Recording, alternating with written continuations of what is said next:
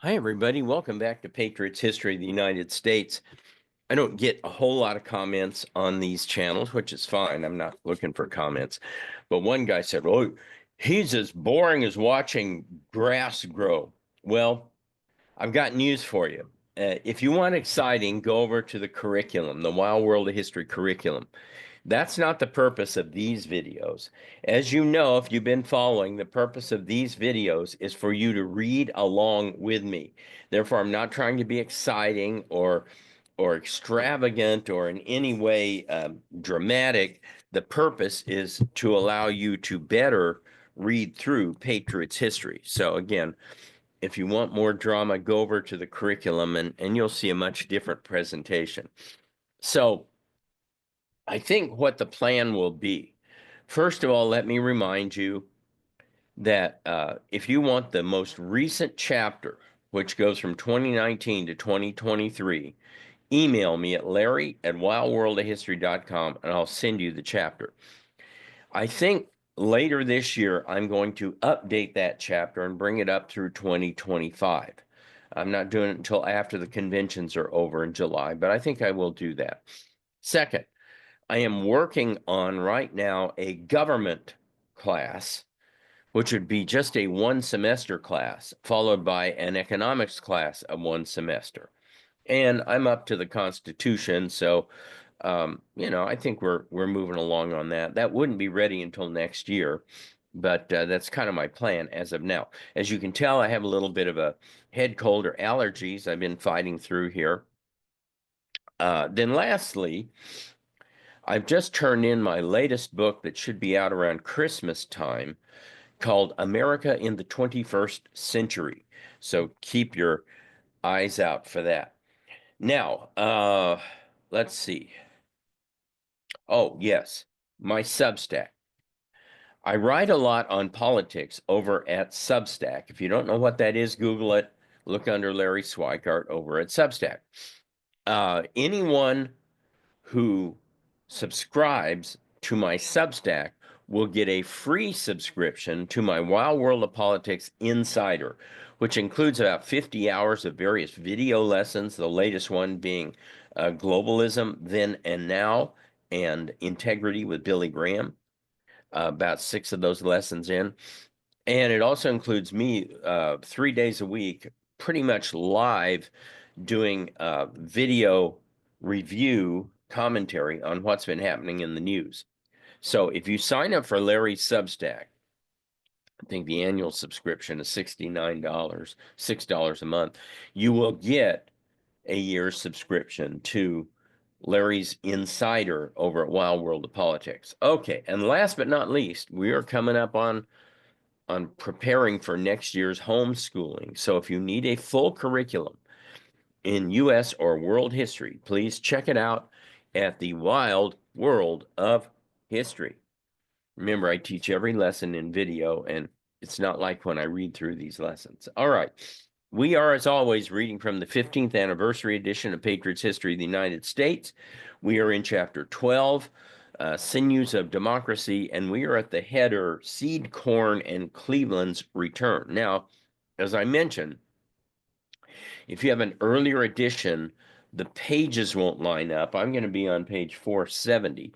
But if you have an earlier edition, the pages won't line up. And in some cases, if you go back far enough, some of the headers won't line up.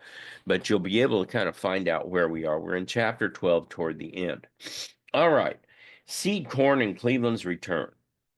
Harrison might have won re-election if he'd had only the sour economy to contend with. Other factors worked in favor of Cleveland, who was squared off against him again. The summer of 1892 brought several bloody strikes, including the Coeur d'Alene violence in Idaho and the Homestead strike. Despite Harrison's pro-silver attitudes, the cheap money forces were not assuaged. The McKinley Tariff alienated Southerners and Westerners. The Sherman Act had laid the groundwork for upheaval in the economy. The Populist Party nominated James B. Weaver of Iowa, who received 1 million votes. In an election decided by 380,000 votes out of 10.6 million, the populace split the silver vote enough to ensure Cleveland's election. In the Electoral College, Cleveland's victory was more pronounced. Harrison spent his final months unsuccessfully attempting to annex Hawaii. Harrison had pushed the United States onto the world stage, a position it would grab enthusiastically in 1898. In office for the second time, Cleveland again proved a model of character and fitness on issues. By the way, of course, only Grover Cleveland and Donald Trump have won election and served in the presidency, lost election, been kicked out of the presidency, and won election, returned to the presidency again. In office for the second time, Cleveland again proved a model of character and firmness on issues. His seed corn veto, a prime act of political courage in that he had everything to gain by signing it and nothing to lose, blocked the provision of millions of dollars in loans for Midwestern farmers to buy seed. So these farmers needed seed. They were having a bad harvest, and Cleveland said no such federal power was sanctioned by the Constitution. Private charity should take care of the farmers, he argued, and it did. Private organizations raised many times the amount that the feds would have provided. By the way, Cleveland suggested Congress take up a collection, that they had enough money to actually handle all this. Hang on, let me get this, whatever this is. Sorry, I had a ball of fuzz on there. All right, so Cleveland nonetheless failed to contain the bloating federal bureaucracy. By excuse me.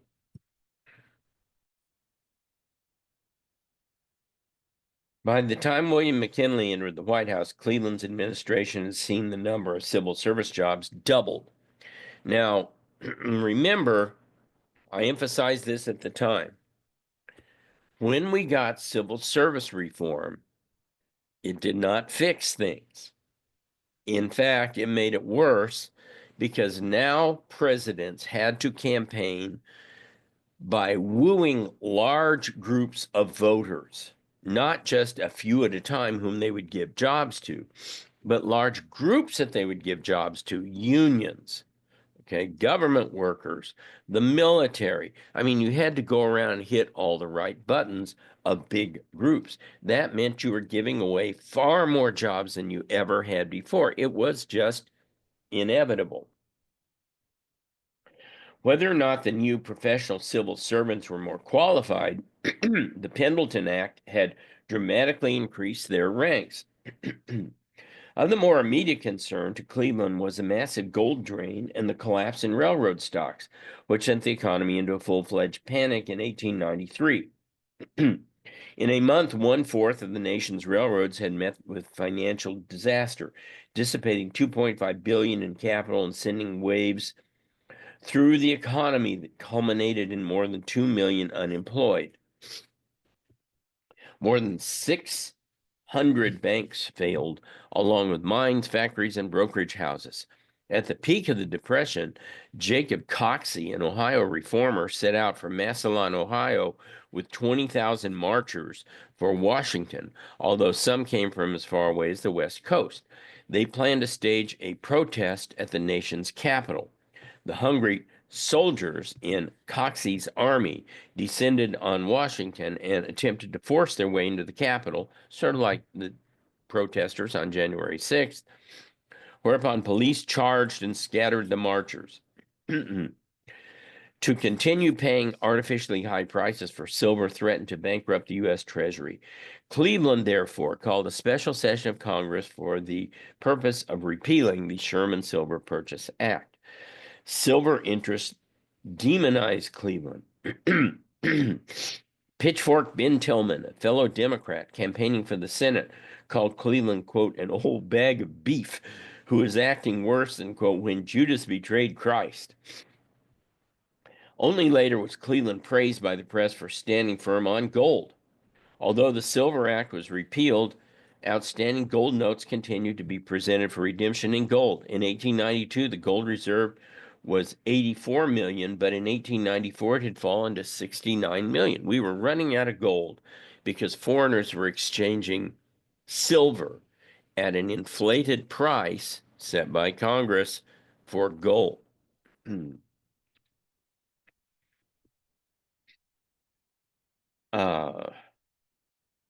It appeared the economy might stagger to a recovery when in 1895 a new panic swept through the banking community. More than 20 million in gold had flowed out of the treasury in just over a week. To the rescue rode Morgan. This is J.P. Morgan. He had spoken by telephone to Cleveland about a massive loan to the government when the president mentioned that there was only 9 million left in the New York sub-treasury.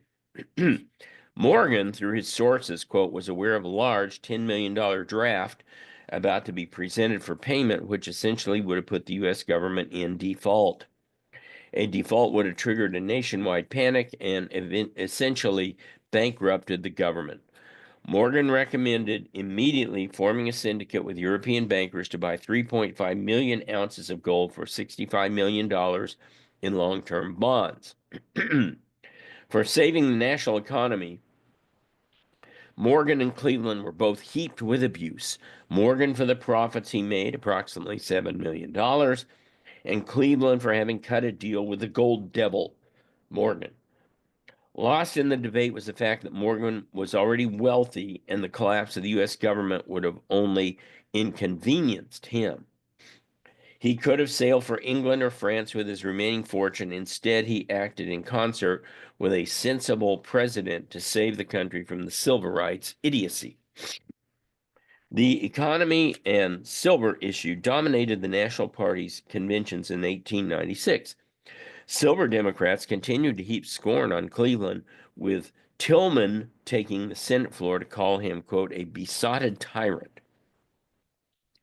Whatever hopes Cleveland had of running a third term were dashed at the Democrat convention in Chicago, where the Cleveland supporters saw the streets lined with crowds sporting silver badges, waving silver banners.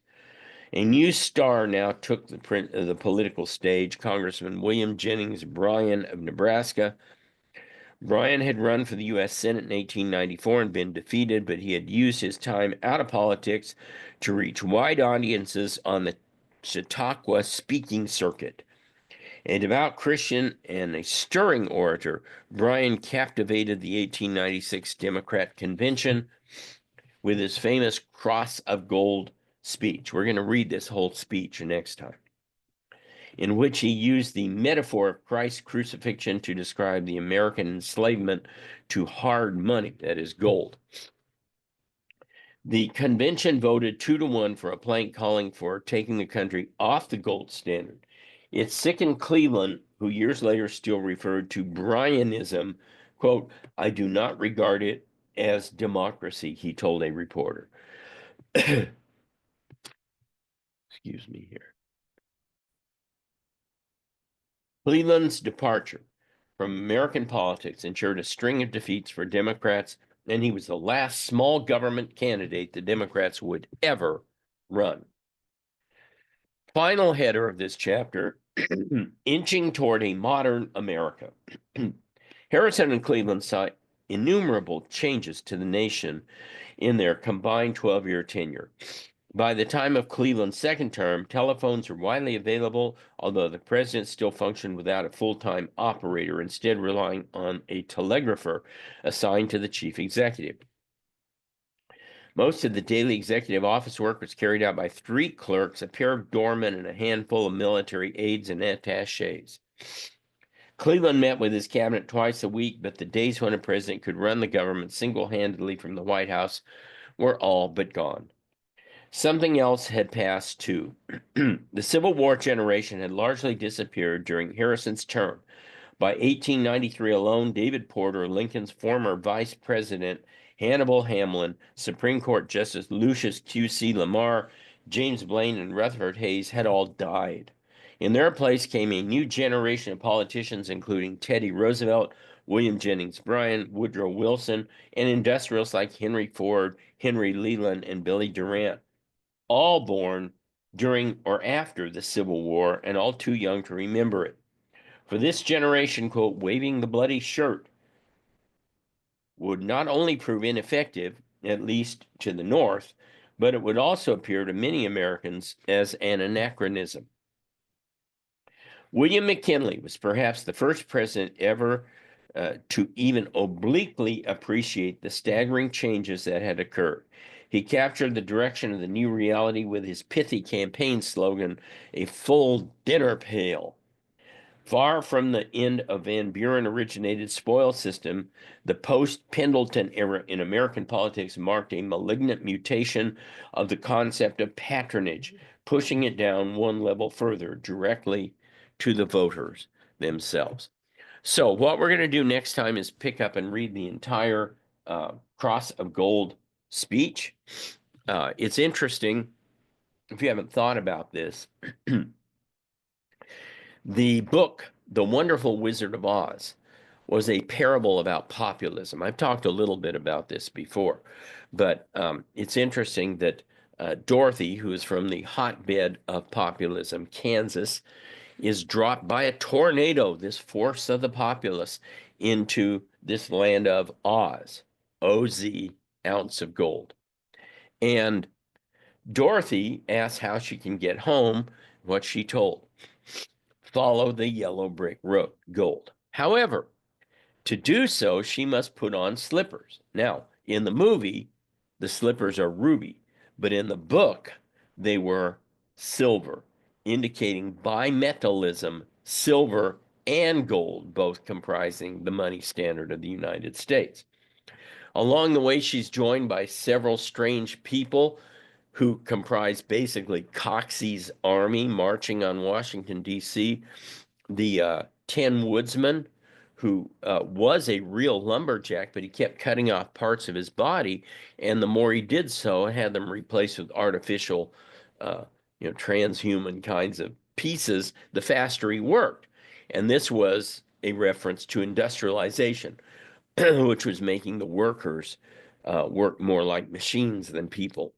Next was the Scarecrow. I might have had the order out. Maybe the Scarecrow's first. And he represented, of course, Western farmers who only lacked a brain, and uh, the Tin Woodsman only lacked a heart, right? And then the Cowardly Lion, who probably was William Jennings Bryan himself, and who only lacked courage. This because Bryan apparently would not stand up against the Spanish-American War. So Coxey's army, with the little dog Toto. By the way, Toto was the name of a Kansas political party that had absolutely no import whatsoever. Hence, all the dog does in the movie is bark with no real effect.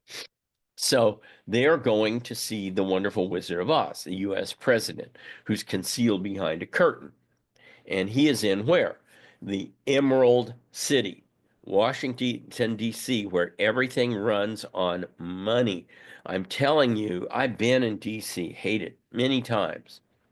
I'd be waiting for a table at a bar with my iced tea and overhear conversations. And all these conversations were about money, how the government getting this contract or that deal was going to give people more money.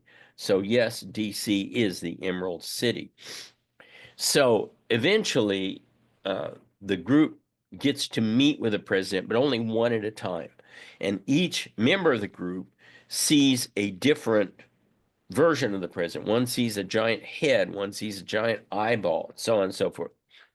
And each time the president, the wizard, tells them, you don't need anything from me. You already have a heart. You already have courage. You already have a brain.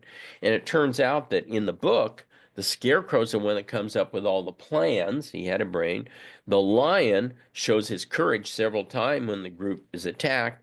And the Tin Woodsman's the only character to actually weep. But the wizard tells Dorothy, I can't do anything for you. The good witch of, I forget if it's the north or south. By that meaning, the prairie north, Minnesota, the Dakotas, and so forth, the populous north and the populous south. Okay, I think it's the good witch of the south tells her all you have to do to get back home is to click her heels together 3 times, say there's no place like home, and that, of course, is adding silver to the gold, and she gets back home. Anyway, I'll see you next time.